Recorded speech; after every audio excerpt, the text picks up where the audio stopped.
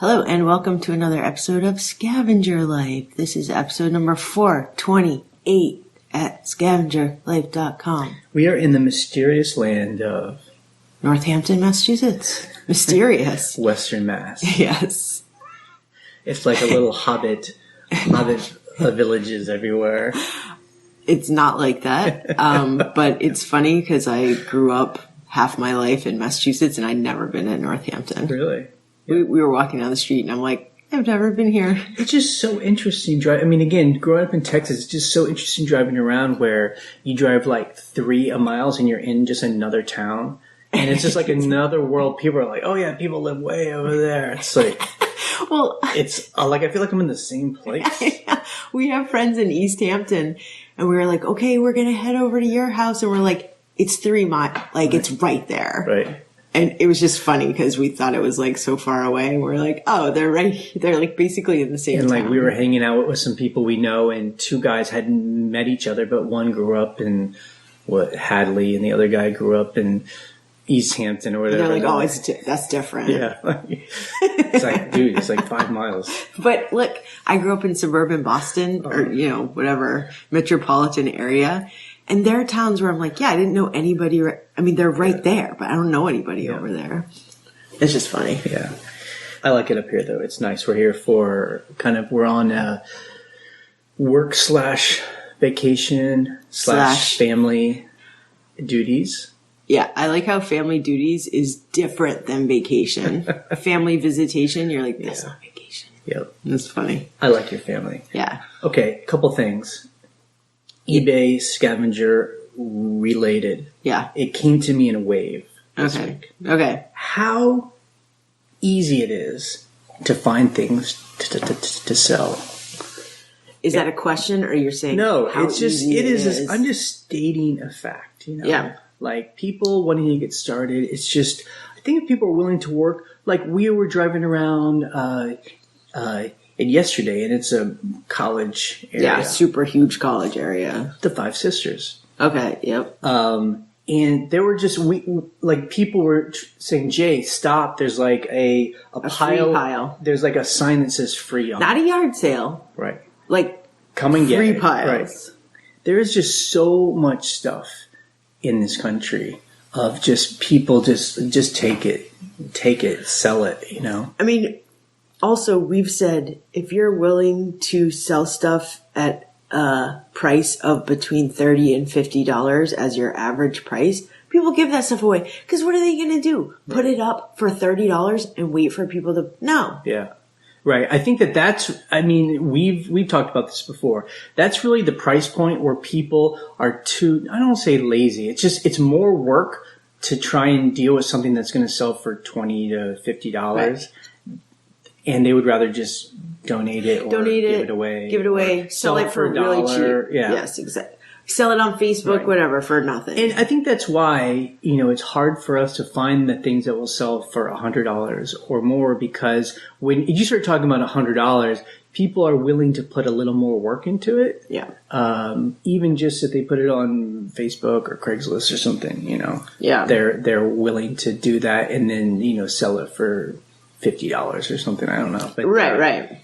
But then, but the $20 to $30 item, that's really the sweet spot where like it's all out there. Yeah, I agree. That's the right number calculation, I think, for those things. And I really do. I wonder how. I've wondered this ever since we got started. When we first started finding stuff at thrift stores and selling eBay, I was always like, how long can this last? Like, this can't last. We've said that a lot. Like, it's just, come on.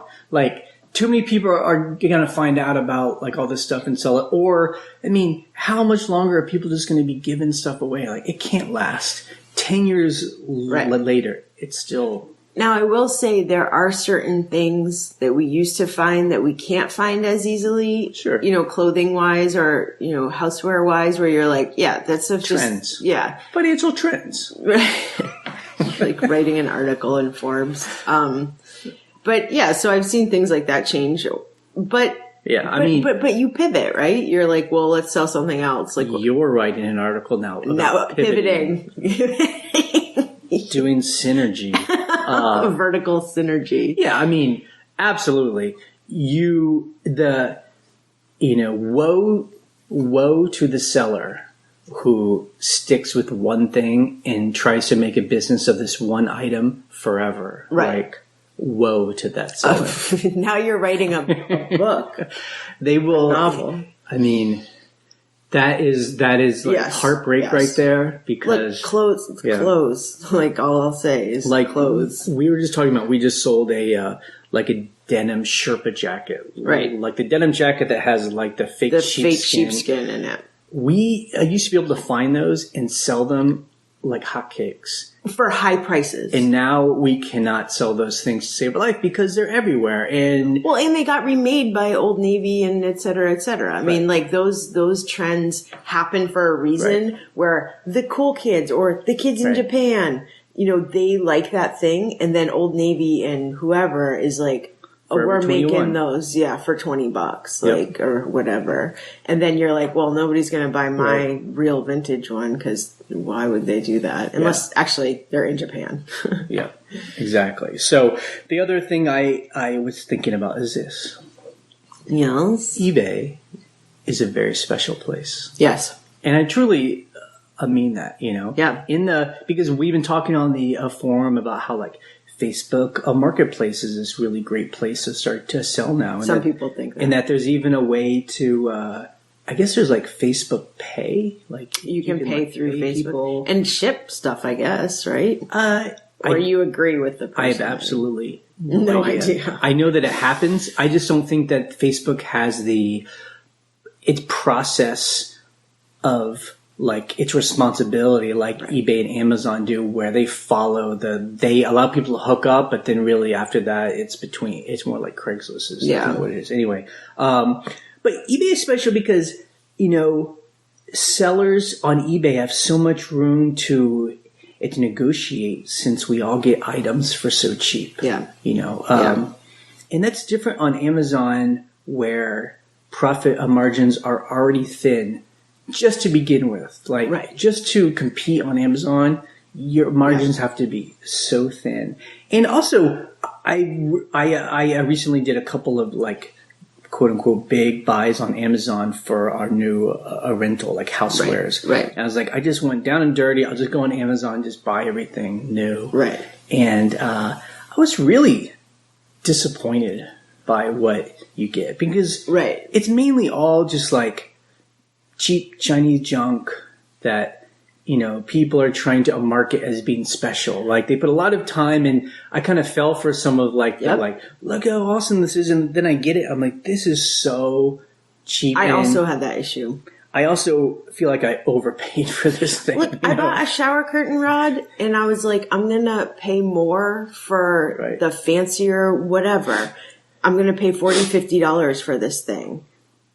It gets there, you're like, this is cheap stuff. And I should know better, because, I know all about the sellers who, are coming up with businesses where they're doing white label, where they might even like fly to China and we know those get people. some factory to make some piece of junk and then to market it, and, and it's fine. But on eBay, when I do shop there, I do feel like I get oftentimes really good quality for a deal. Yeah.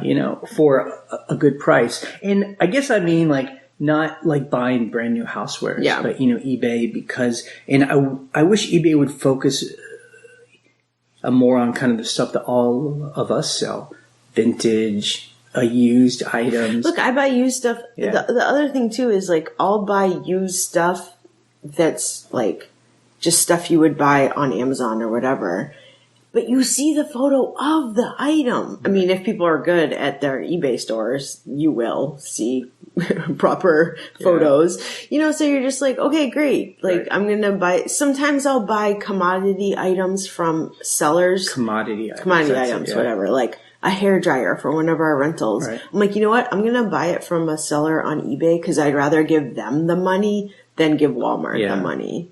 I guess I just feel, for me, I get more satisfaction shopping on eBay, because it is more a bit of a treasure hunt, and you can get like higher quality items for a lot cheaper price. And very often when I get those items from eBay, I'm like really impressed. I'm like, wow, this is a really not like I bought a pair of pants. I splurged on like a really nice pair of like technical pants, like technical travel that pants. cost, like $150 brand new. I bought it from some guy that for some reason didn't want these pants because he didn't have a selling account. It was pretty obvious. It was his own stuff. You can tell when people are selling their own stuff. Yeah. I mean, I still pay like $50 for them, but I was like, man, that's a third of the price. Really nice pair of pants. Right. Like this guy didn't even wear them, and I was so psyched. Right. So we were talking to one of our friends last night, and these are friends that we actually interviewed before on the podcast, and they were talking about buying some Who was it, Ryan? It was Tristan and Libby. Yep. And we haven't seen them in a really long time. It was cool to hang out with them. But Tristan was talking about buying some kind of used weird item. It was either an instrument or it was camera lenses. Yep. And he was like, yeah, of course, I would never buy camera equipment new. The second, it's like a car. The second you buy it new and you have it in your possession, it's not worth as much. So it was interesting because he was like, yeah, of course I buy it on eBay. There's literally no other place you would be able to buy this. Right. Maybe Amazon. But that's what's so cool about a place like eBay. I've done that. I bought camera lenses off eBay where someone, they had it. They used it a couple times. They're like, this isn't really what I was looking for. You get it for a fraction of the price new. And that's what's interesting. I mean, about again, I don't know if eBay, I don't really keep up it's with their advertising, but I just really feel like it would behoove them to market that part of eBay, like get super awesome quality for like super awesome prices. I mean, TM that. TM registered. Yeah. And I mean, I think a lot of us small sellers get bummed out that eBay is trying to be like Amazon with new commodity items. And it just kind of fails. And one of the reasons is, I will buy, electronics or stuff that we need for the rentals or stuff that we need for our video gear job. And part of the issue is like, and Amazon perfected this. Amazon has catalog pages where you're like, this is the little USB stick that you need, whatever. Here are 20 sellers selling it. On eBay, there are like thousands of people selling it with the exact same photo. And what they'll do is they will have, USB stick. Here's 10 different sizes. And you're like, well, I want the lowest 8 gig price for this. Doesn't matter. It'll be like 99 cents. So is your point that eBay doesn't do a good job exposing that? Yeah. Yeah, I agree. So basically they have 10 different options. One is 99 cents, which is always out of stock. And, so is eBay, is Amazon better at that? Yeah, Amazon's better at it. Yeah. But you're competing and you're doing a terrible job, right. So yeah, it's tough. It is, but it is a special place for certain things. Yeah. Like you said, I agree with that totally. Yeah. And that's how we've been able to make a living for 10 years. So I guess my point is. What's your point? So anyway, my point is simply, I have good feelings when I go on eBay to buy things. Me too. Because I'm like, what can I find? What can I find for cheap? Like I even have, I'm sure a lot of this have this. I have like a folder on my a browser where I have searches where I'm like, that I check every now and again. Like, has anyone put something up? And I'm like, this is awesome. Why don't you do saved searches? Is it annoying? I don't want the emails every day. Yeah, I get them every single day. I don't want them to be pushed at me. Yeah, I like them being pushed at me, or else I won't look for them. But I definitely don't do that on Amazon. No. I go to Amazon when I just need some like commodity item and I'm just too lazy to go to the store to buy it. I'm like, just send it to me. Or it's just not available in stores. Yeah, whatever. I hear you. Okay. This week on eBay, we had talked about Terapeak. eBay's bought Terapeak and they're slowly, but they're now integrating it into eBay. And I'm like, where is it? Yeah. I'm like, I don't see it in my search. We got like a million emails. So people were telling us it's actually under the research tab. So on your tab I've never looked at on your My eBay page. I don't know if it's new, but if you go to your My eBay page, there's like a tab up at the top. and it's not a tab; it's just a link, and it says a new above it. So it is new. And you go there, and you can search. It's like a different kind of search, and then I guess it tells you other kinds of information about the item. I need to look at that. Yeah. So Terapeak is in there. Terapeak, I had bookmarked like sell.terapeak, whatever. I'm just like, don't make me go somewhere else. Just put it in the search. Yeah. But I don't know. Yeah. Who am I? You're not an engineer, so you don't know. eBay's always doing little tweaks. So one little frustrating thing now is when someone sends us an offer and we click on it, eBay now opens up like a page that looks like the offer's not there. Right. Opens up like your item page. And then and then you have to click another link to actually get to the offer. Look, this happened. It's a bug. Yeah. I mean, clearly they're fixing something and they broke something. And this has happened before. Yeah. This happened like a couple of years ago where you have to like click on the like offer history to get to the current offer. It's a bug because they fixed it before and it's ridiculous that it would look like that. It's annoying because you're like, oh, especially when there's two people signed in and two people who accept offers, which is you and me. I'm like, oh, Jay counteroffered or accepted or denied. Like I don't. And then I'm like, oh wait, no one's even touched this. It's completely hidden. Yep. So it's things like that are just a weird thing that we had noticed. The good thing is that eBay will evenally fix it. They'll fix it. They always do. Like, and if they don't, they're it's ridiculous. Just interesting to me why it takes them more than a day. It's interesting. You think like they'd be like, hey, this thing's broken. This is important. Like, hey, Bob, go fix that. But yeah. Code it must Bob. be. Okay, the other thing is we were getting some messages from people reminding us that a USPS is leaving the International Shipping Union, or not International a USPS Postage Union. The country of the United States is. Right. What does that mean? I am not an expert. Yes. But this is what I understand. Yeah. All the countries of the world are a part of this kind of agreement. Yeah. Of how all things get shipped. Who knows? Some of them. A lot of them. And I guess a long time ago, different countries were rated in different ways. You know? So there's like developed nations, and they paid more. Right. And developing nations didn't pay as much. So when if you send something to a developing nation, America will pay more to get stuff to get it delivered because they understand this developing a nation doesn't have a good infrastructure and can't really afford to like ship things. But America wants our items to be sent to where they want it. China. Yeah, China was developing its nation for a long time. Some people may still argue there's still a lot of poverty there because they have a huge population. They're still developing. Other people would say they're the second largest economy in the world. So they're pretty developed. And so you're done. They should be paying as much as other countries that are developed, which they don't do right now. And that's why, if you just Google this, this is the argument. It's like China, there's some kind of word for it. Anyway, it's cheaper for someone like a Chinese company to send an item to us than it is for us to send an item like to the same town I live in. Right. Not a joke. Yeah. That's why when you go on Amazon or eBay, you can buy like things for 99 cents with free shipping from China. Shipping. Does that work? So anyway, if nothing changes next month, the United States is going to pull out of that a union.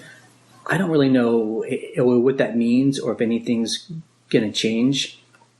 I don't think it really was going to affect like us personally because we don't sell anything from China. But I wonder if the people who sell on Amazon who get all their stuff from China, Alibaba, like I was on Reddit and people were talking about it there's some funny subreddits. There's the eBay subreddit, there's the flipping subreddit, and then there's the USPS subreddit, which is like endlessly fascinating to me. That's so awesome. And is it postal workers? Okay. Yep. And the general public will ask questions there. Where's my package? Literally, people are like, stop asking that. It's so annoying. I'm like, no kidding. But so yeah, they were saying, anyone who like, obviously sells through Alibaba on Amazon, they're like, okay, they're screwed, whether that's gonna pan out or not, I don't know. But yeah, it is really annoying that it costs less to send stuff from China than it does within, domestically. I'm like, yeah. So I don't know. We are not experts, obviously, on this stuff, but that's. I would love to hear if someone is an expert. Yeah, I would love to hear how they think. I mean, yeah, that's all I'll say on it, because after this, I'm just blabbering. I'm making stuff up. Okay, this is the big dramatic news from this week. It's like the Muppets.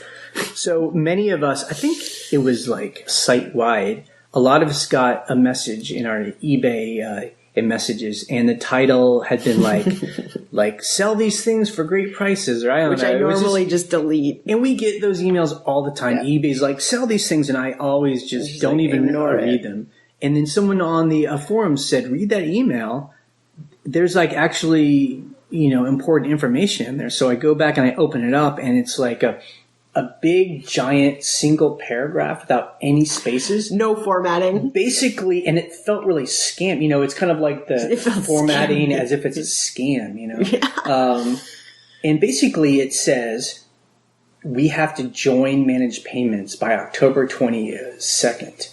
Of this year. Right. I mean, like in a month. Now. And if we don't do it, we won't be able to put anything brand new on eBay.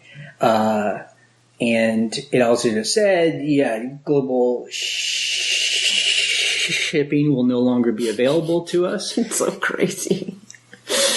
And that was it. And so people were like, what? What's going on? Right. And then eBay quickly, 12 hours later, sent an apology saying, whoops, that was a mistake. God. Don't even worry about it. And then there was just a lot of discussion. Some people said they called eBay, and people were sharing the info that they were being told. I mean, there's no consistent policy. Some people said that it's true, we are going to have to join by October 22nd, but officially eBay hasn't told us that, other than this like scammy email that they apologized for. Other people said it was January 1st. Some people said you can call eBay and ask for an extension. Like, it's whenever the deadline is, say, I need an extension because A, I sell a lot on overseas. Global Shipping. And number two, I have a working capital loan that I need to pay off, so I need to still be a part of that. And supposedly that person was told that would be okay. Anyway, now it's all like, it goes back to we're the plebes in the village. eBay's up on the high mountain, and we're throwing out scam emails here and there, like accidentally. So I don't know the answer. I am really crossing my fingers, hoping eBay is smart.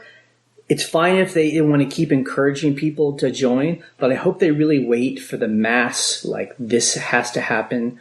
Only managed payments is going to be allowed. I hope they wait till after the holidays. Oh my God. Just because... Because that's chaos. But so PayPal is one thing. Okay, PayPal is now a separate company, whatever. But the whole global shipping thing, you're like, can you please get that fixed because that's an eBay program. Yeah, I don't know. I mean, again, here we're down in the village. Yeah. Around the smoky fire, and we're just like, what's going to happen? Maybe they're going to cancel the global shipping program and just have managed payments. I don't know. It's just one of those things. If you sell on eBay, this is one of those moments where you're kind of like, come on. It's just, we have a way of doing things. We have like a process, and then eBay's like, nope, there's this big change, but we're not going to give you a lot of info about it. And so we have to be like, okay, how is this going to change our business? How is this going to change the way we sell and the way we get our money and the way we do shipping? It's all going to be okay. I want to make that clear. Oh, thank you for clarifying. It'll all be okay. Okay. It's just, you wish that eBay would just be like, this is the deadline. This is how it's going to work. I think also our experiences whenever we have jobs with large organizations or corporations, just the level of like, lack of communication, lack of movement, like eBay's huge, Right. and that is just like how it is. And like, you know what I who mean? was allowed to send this message? You should see my face right now. I'm like, was some intern like, this would be send, like, what happened? Right. Like send who, to like everyone? who has access to all of eBay? Anyway, okay, gut reaction to the week. Don't add, can we eliminate this question? Okay, you know what? Because I'm going to do that right now. no more gut react, unless it's like, And then if you're supposed to say medium. because they say it, that's why we're eliminating this question. Okay. Medium to low. So we actually had a pretty good week. Oh, good. We sold 32 items for $1,492. There you go. So that's an uptick for us. Upvote. Yep. So things we sold like a piece of video equipment Yes. for $200. I think it was more, nice. 250. Just 200. It was actually $200. Oh, again. It's still good. Yeah, that was good. This is exciting though. We sold an old plate for $95. This is an old plate that I found at a thrift store, buried under a bunch of I junk. would have just looked it over. It does not look special to me. It looks special other to than me. it looking old. It looks special to me. Why? It had a cool pattern that I've never seen. It looked like a collectible plate, but it wasn't a collectible plate. It was like a pattern. It looked like it had come from an antique store because it had a price tag label on the back that was ripped in half, but part of the price tag said 1875 something something. So I'm like, someone was able to identify this at some point. But it's interesting. It didn't have like a name on it. Like There was a maker's mark, but I was like, but it was one of those ones that just has like initials and like a diamond. Someone's probably going to look at my listing now and be like, "Oh my god!" And I'm like, I don't know what it was. That's worth $1 million. Yeah, whatever. I doubt it. It was in a little bit rough shape. It's kind of cracked. It was cracked, and it had some like marks. But somehow someone found it, gave us $95 for it. I had it up for more, but it sold for that, and I was like, I am thrilled to sell a plate for $100. And then we sold a teacup for $120. It was, a little teacup. I've had that thing forever, and I've had so many offers on it, and someone finally bought it. And this is because somebody called in once and said that they found It was a coffee cup or a teacup. Right, Arabia of Finland. Arabia of Finland, this brand, and they have these, kind of cool Nordic designs. And he said he found one and he sold it for like $300. And so we were like, we're going to find those. And I did find them. And now I do find them. Although I've never sold one that high, but I did just sell that for, it was $120, right? Yeah. I think I had it up for a lot more than Not that. bad. Not bad. No kidding. We also sold 2 outdoor pillows. $50. Pillows. For $50. And I'm just like, what? But people really pay a lot of money for homewares. Like linens. They're super cool pillows, like had a cool pattern on them. And as we know, buying stuff for our rentals, housewares are just really expensive. That's why, you go into, any downtown and there are these like houseware stores and everything's so expensive, but people buy that stuff. Well, that's why it's great. I mean, just like we're talking about, eBay is special. Yeah. It's like, go on eBay. I found these at a thrift store. Someone probably just didn't like the color. Oh, they came in a set. I didn't like these two. Great. I'm selling them for $50. Right. I'm thrilled. Yep. And that's why I do appreciate nice housewares, but it make a house homey. Yes. But when we have time, we like to buy that stuff on eBay because we can get much better deals. Yeah, totally. We can get like really nice, like housewares for cheap. Yeah. Like higher end brands that I would be able to afford regularly. Yep. Scavenger of the week. We didn't do a lot, but we did. There was like a at this one thrift store, they were doing like a closeout, and they were like just basically getting rid of stuff. And we bought like quite a bit of stuff for like 99 cents each, like $1 a piece, you know. I have no memory of this at all. Okay, so you're going to edit this. I mean, it's, you know, at Hunt and Peck. I mean, there was like... Oh, it was online. Yeah. Hold on, I just want to see how 30 minutes. Yes, online. Okay, sorry. I was like, I don't remember going to thrift store. Okay. Yes, so those are always the greatest because you're like, oh, there's no risk buying any of this. Like, I'm not like, oh, it's $10. I don't know if I can flip it, but whatever. Just buy it. It doesn't matter. I mean, that is my kind of sale where, Love it. where I'm just like, I'll take this. Love it. Just buy everything. It doesn't matter. Yeah, it's great. That was a good good sale. Okay, customer issues. Ryan is excited to talk about the one we've had this week. No. So this is why I love global shipping. I'll just say that to start with. Shipped an item to someone in Israel through priority mail because whatever, it wasn't covered for some reason. You know, it took 12 days to get to Israel. It's stuck in customs, blah, blah, blah. Way before this person even gets it, they open an item not as described case. So they don't even have the item. They don't have the item. And they're already saying, I want to return it because it's not what you said it was. And what they're actually saying in their message is, I bought the wrong thing. Right. This isn't what I thought I was buying. They admitted, I read the description wrong, so I want this anymore. But you're the one that did something wrong. Yeah. So I accept the return because I'm like, I have no other choice in an INAD case. There's nothing you can do. You're like, accept the return.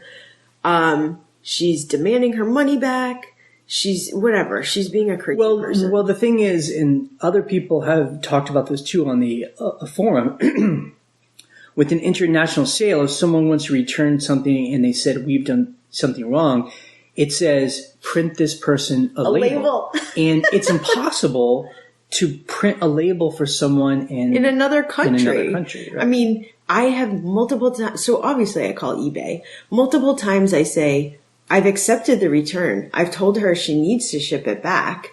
I have no way of buying a postage label in Israel. eBay says that I can. Never ever told me where I can get that. They say so if I can't do that, I need to have my person pay for shipping, send me a receipt, and I pay them back. And I'm like, but so the second part of this is, it's a false INAD. Right. She hasn't even received this item yet. eBay won't talk about that part until the return happens. So they won't even say if it's a good return or not. They're just like, let's do the return, and then we can, and that's just their process. So right now I'm in limbo because I've messaged her. I've said it through the return. I've said it through messages. Basically, I said, you just need to send this back for a full refund. Right. So, and now we're stopped communicating with the buyer because she has a choice. She can either send it back on her own. Right. Or she can escalate the case. I think she can escalate it. Which would then trigger them to just refund her money. Or, the hope is that then triggers eBay willing to look at the case itself. So we hope. Anyway, that's an issue with global shipping. Non-global shipping. Yeah. Non-global shipping. Non-global shipping I program. See. And you love global shipping because if it was global shipping, then we would just be like, talk to eBay, and then eBay would deal with it. Now, actually, technically, eBay. Technically, that's not true. eBay would say if it's an INAD case, even with global shipping, I think I would still be stuck in the same limbo where they're like, pay for shipping, blah, blah, blah. You're like, what? Yeah. It might. Yeah, I'm actually not sure. It's international INADs are a pain. I will say, even though we've been selling eBay for a long, long time now, there are things like this where we don't even really know the answer. But our answer is just always trying to give the buyer a choice and then just kind of like letting it sit. And oftentimes the buyer just doesn't do anything and it kind of closes itself. But then we just have to get to a point where, eBay will get involved and then we can deal with that, I think this person just wants their money back. I I think they just want a free item. I think that's what the deal is. Yeah. I would never buy something like this. That's what she said. Yeah. I would never. And you're She's like, I mean, I bought this. I would never buy something like this. you're like, you're crazy. It just happens imagine that sometimes. like in an Israeli accent. Right. Okay, things we learned in the forum. Steve Stuff. He said, so why does eBay delete the item Oh yeah. when it's taken down for a policy violation? Yep. So if it's like whatever, A Vero. a Vero claim or something, eBay will send you a notice that says we've taken down this item And they because it violates delete the any policy. history of it. There's no link. You have to scroll through all this text, and then there's like the title of the thing, With the item number. and there's no link, and that item is off of eBay. Which is annoying because you're like, there are times where you get a Vero that's not quite a Vero, where you're like, no, I'm actually, like, you could argue, you could sell Right. it. The answer is like, well, allow me to change, Yeah, the to title update or and fix whatever. it. But so how did you find that item? Well, we have InkFrog. So InkFrog is still storing that as an item, like an in quotes unsold item. Like it goes into unsold, and you're like, great, here's all my information. I have noticed this though, what we just said. I understand why they delete it, because they're like, if it's in violation, we want no history that it was ever on the site, so people can't be like, well, here it is. What, Yeah. I understand that, but you would think that you could hide it from public view, but it's still in my unsold history. So you know what I mean? I guess in eBay's defense, if they think or if someone said you've done something wrong, like this item cannot be sold on eBay, they don't want you to have access to it To relist and then it. take out a word or relist it. I do want to say this. I had something in my title the other day. I guess it was a brand name. It wasn't, it was almost like a Velcro situation where you're like, oh, that's a brand name. I didn't really know. And it was on a pair of like linens. It was some linens. And, eBay actually gave me the chance to change the title. They were like, this is a copyright violation, but we are giving you a chance to change the title. They've done that before. So that's helpful. You're like, Right. great. I'm taking that name out of everything on this listing. And they sent me, I don't think I told you this. They sent me an email the next day saying, hey, we see you fixed this. Thanks for doing that. Wow. And you're like, God, it's so much better than a Vero. Yeah. Maybe, yeah. Because it wasn't nice. actually like, branded by this Right. company claiming copyright. So Well, so that is interesting. So the way that we saw that is we actually subscribe to InkFrog, which Right. is like it's one of these third-party sites where yeah. you could actually do your whole eBay store kind of through. It's like Wonder, Lister, Yeah. and 6-bit. Right.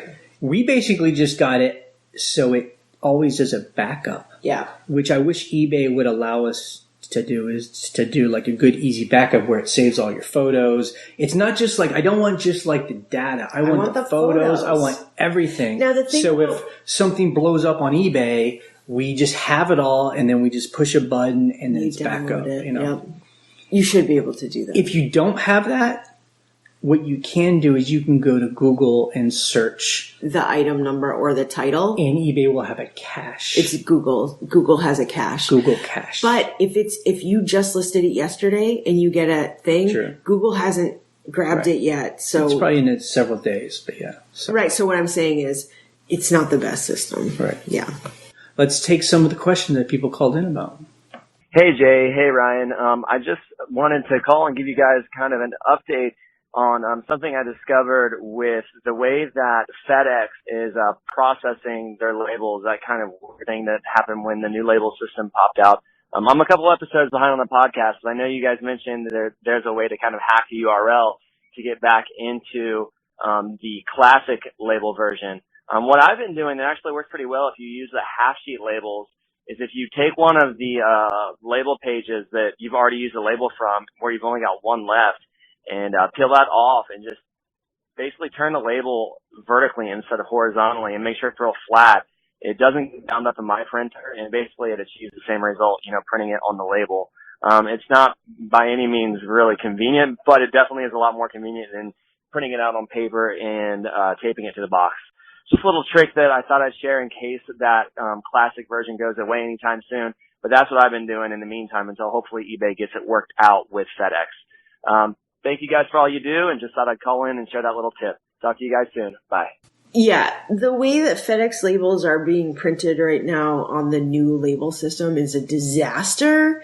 It looks crappy. They should just have it the old way, where the label should be tilted horizontally, so you can print it on a horizontal label if you're using a laser printer.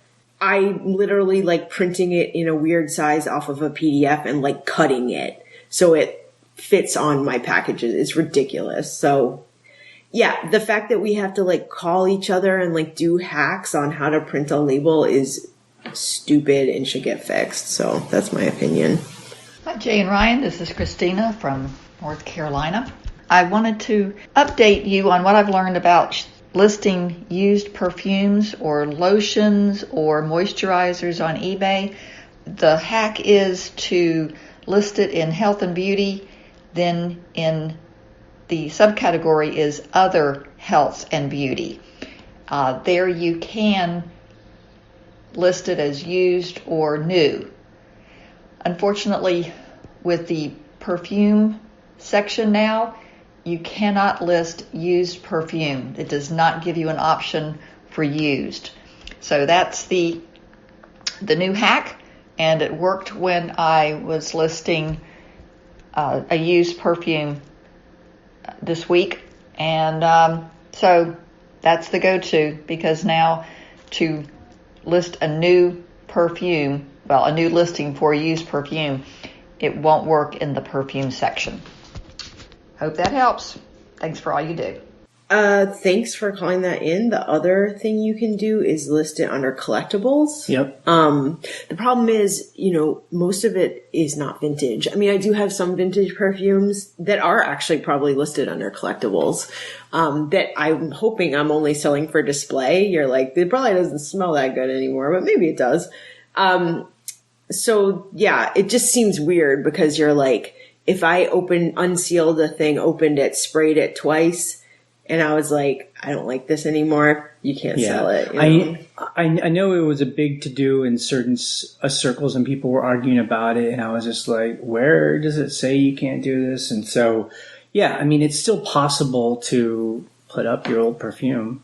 Indifferently. I mean, we still have some perfume up that eBay hasn't kicked it out. I mean, we enlisted it. It's just I have to see where it is, because I feel like some of it is under collectibles, and that might be why. Okay. I just have to. I honestly, I should go in there and change anything now before they get kicked out and deleted off the history of eBay. That's so right. I can't find them. But people talk about that too when you try to ship something overseas. eBay will say you can't do it because in that country, in whatever category it's in, is not allowed. Right. And then you just change a category, and then it's allowed. Someone said that with like a corkscrew or something. Some kind of like item that they were like, it is allowed if it's vintage or collectible, but it's not allowed if it's new. Right. So, answer me that. Yeah. Hey, Jay and Ryan, it's Heather here in Richmond, and I can't believe you guys didn't tell me you were coming. No, just kidding. I lived south of Richmond, actually, because even for me, Richmond's too rich for my blood. So I live about 45 minutes south of Richmond, and I agree with y'all that if you can get out of the city and find a cheaper place to live, do it. So anyway, I'm out here, and I wanted to touch base with you on a couple of things. The first thing is, a month or two ago, we talked about shipping boxes. Shipping boxes filled with books. And I wanted to share, actually, I have had great luck shipping sets of books from paperback books all the way to encyclopedias. And I really have to recommend encyclopedias, guys. Encyclopedia Britannica stopped printing. I think it was in 2008 or 2005. So if you can find a later edition close to the end of the printing cycle that is leather bound, get them. I got a set at auction here in Richmond for 99 cents, and I sold them to a guy in Puerto Rico for almost $200 shipped. And it didn't cost as much to ship as you might think. And what I did was I broke them up into 3 separate boxes. I wrapped each bag in a giant, each book in a giant poly mailer. So I've got these big ones. I could fit, I think I fit 3 or 4, maybe even 5 in one. And then I sealed it and put it in a cardboard box. And the cardboard boxes that I used were actually diaper boxes. This was when my daughter was very young and I was also babysitting another young child. So I had diaper boxes galore in my house, and they are strong and they have handles, which make it so easy to pick up and ship. So if you're going to ship a large amount of books, do it. Don't be scared. You can ship them media mail and put them in diaper boxes. It's amazing. Second of all, Ryan, I love that you guys do the Airbnb. And the reason I say Ryan is because I love Shampoo and Booze. And my family had a cottage in upstate New York that has been in our family for about 100 years. And it's just kind of been sitting there rotting. And I wanted to thank you for your podcast, Shampoo and Booze, because 3 years ago when I started listening to it, we decided as a family that we were going to put it on Airbnb. And so while it is not something maybe that you guys would stay at, it's a very, very rustic, beautiful, old family camp. Not something that is modern or, the design is well laid out. Because of that, we have had such a great experience. So I wanted to thank you for that as well. All right, guys, look me up the next time you hit up Richmond. Talk to you later. Bye. Okay, first I do want to say this. You should see the Airbnb we're in right now. Because you would not think we stay in fancy Airbnb. But yeah, we were in Richmond, Virginia. What was it? A couple weeks ago? I forgot how long. I think it was last weekend. But yeah, it's definitely a small not rural, but like southern town that's going to become a bigger. It's getting big. It is bigger. Yeah, but it's cool. If she lives 45 minutes away, but it's a lot cheaper. But has access to the city. But she could just drive and go out to eat, and you're good to go. So, shipping books, media mail is your best friend. It was really funny when I was listening to this just now. I was just nodding my head yep, because you ship media mail to Puerto Rico, which is a U.S. territory, obviously, so they get USPS postage rates. Right. So it's not like an international book shipping. She said she shipped a big set for $200, I guess, including shipping. So is that how it's done, where you just put free shipping on it because you can't ship in separate boxes? You can ship in separate boxes. You can do up to 5 labels per order. So She could have done that. It's just hard to estimate how much it will cost. Although with media mail, I think it's the calculation is roughly 40 to 50 cents a pound.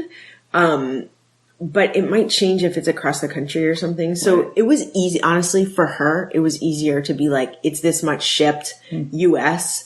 And I'll figure it out. Yeah. So that was because I see those encyclopedias everywhere. I wonder if she got lucky or if people really do buy those on a regular basis. Well, obviously we could do the research and look at eBay solds, but the key to... I could look on Terapeak.com. Terapeak research tab. The key to what she was saying was they stopped printing in 2012. So she had one that was just stopped printing. It wasn't from 1960, and it was leather bound. So this was a very nice set of books. It wasn't 1970s generic whatever that was used at the library, and it was a piece of junk. Yeah. So those are two different things, perhaps. I don't know. When I was in college, we love finding old encyclopedias at the thrift stores and cutting them up for collage because they have amazing art and photographs. People are tearing. They're why you're tearing? You're cutting them up and I remember, I I'm like, my generation's like right at that cusp. When I was a kid, no internet. Yep. Same with me. The library. My parents, I remember, I was like 10 years old. Some guy came to our house, and he was an encyclopedia salesman. And like he actually came to our house like 3 or 4 times, having conversations with my parents. And I remember he sat in our front room, the room that no one hung out in. It was just like for guests, and they were having this like deep discussion I didn't understand. And then like 6 weeks later, we got a box delivery of these like leather-bound encyclopedias. And my dad was like, we can use these for like research papers, and our kids can like learn from these things. I never opened that thing up. I hope your dad still has them and we can go get them. He probably spent like, who knows, $1,200 or something. You think it was that much? Is that how much encyclopedias are not cheap. I mean, that's why I don't know how much, but I can imagine they'd be quite a bit of money for there to be traveling salesmen. I had a friend who lived down the street who was they did not have any money, right. And they had a set of encyclopedias. I didn't know how they got it. And, because like that's where, if you're like, what is an armadillo? I mean, before there's the no internet. At the library, I remember exactly, I remember you'd walk down these stairs. We had a pretty fancy library in my town. You'd walk down these stairs in the basement, like the research, whatever. Right. And it was on the bottom 2 shelves were these encyclopedias. Mm-hmm. And for school papers, we would just be like, the thing about back then, kids would just copy right out of the encyclopedia. Right. Because they'd be like, what else am I? Here it is. Yep. This is what it's about. What am I going to put in my own words? Right. That's what you're supposed to do. Yeah. I remember, oh my God. Yeah. Anyway. So that is it for the show. I guess we just did a little show. We're hosts of a show. Yep. If you're new to what we're doing and talking about here, you can go to scavengerlife.com. That's where all of our episodes are at. There is a forum there too. We encourage you either join up and participate, or just that's where it's a good place. People to read about stuff. People email us directly at thescavengerlife at gmail.com. And people will send us questions, and I'm always like, I'll answer some, and then they keep asking them. I'm like, why don't you join a forum? That's that happened a few times this week. I'm not eBay.com. Somebody was sending like 4 or 5 questions in different emails, like different email subjects. I'm like, this is the same person. We're like, we have a forum. It is cool. Like I like. She's very nice about it. But we have a forum for that exact reason. Yes. Anyway, and we're also on a YouTube because that's a good way to find us, or you can subscribe to us on iTunes. Yeah. Okay, that is it. Thank you for being with us today. Ending this podcast in 3, 2, 1. Bye.